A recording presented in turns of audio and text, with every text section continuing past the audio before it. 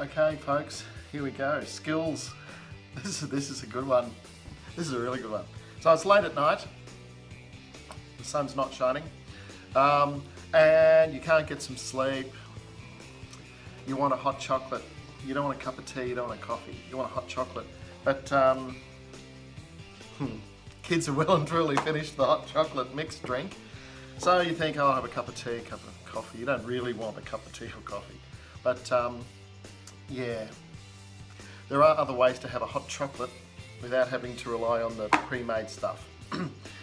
Here's how it works. What you need to do is go through the fridge, go through the pantry, go through the cupboards, go through your handbag, and see what chocolate you can find.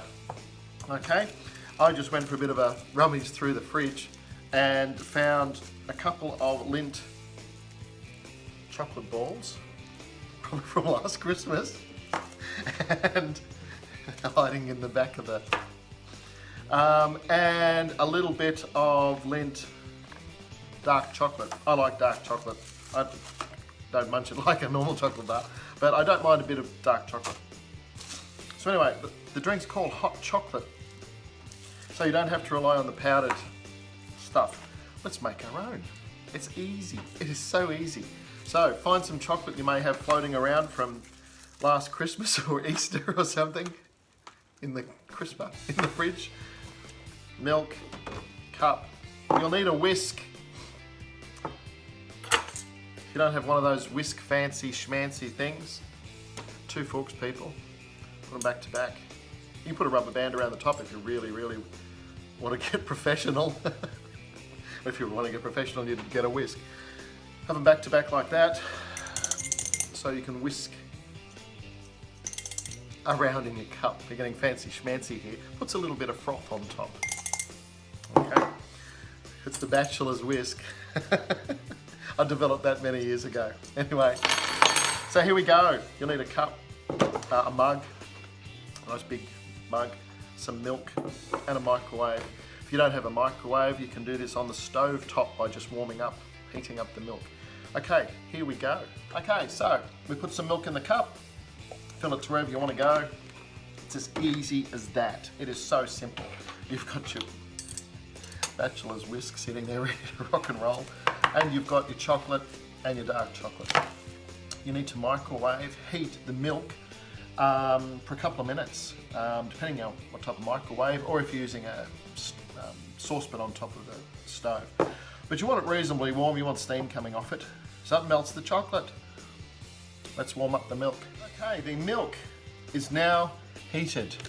The magic of microwaving. Okay, so it's pretty simple. Open up the chocolate.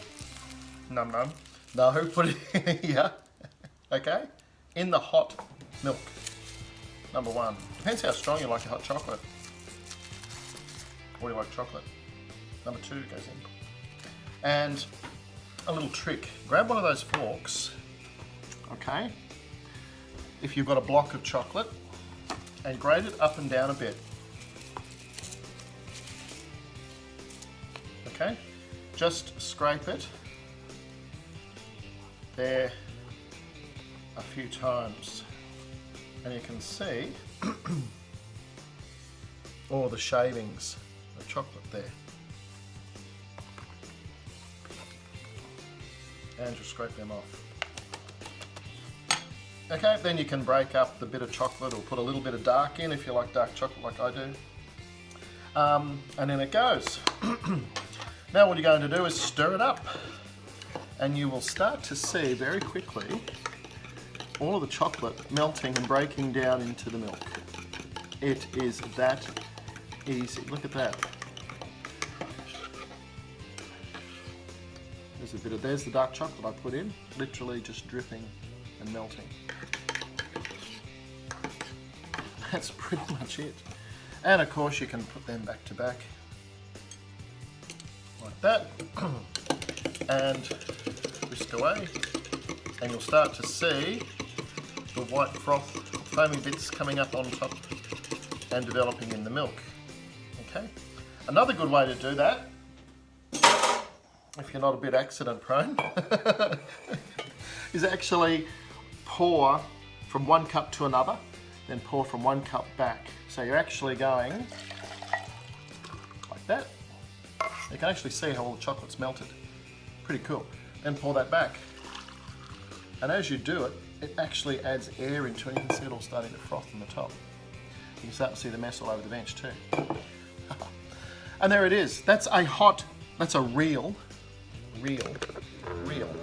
hot chocolate that will taste better than anything in a can. Oh, and those little bits of scrapings. We get a bit fancy, and you can sprinkle those on top. Just like that. And you have a fantastic homemade hot chocolate that is and tastes fantastic. You can put more chocolate in. I actually found 3 of those, not 2.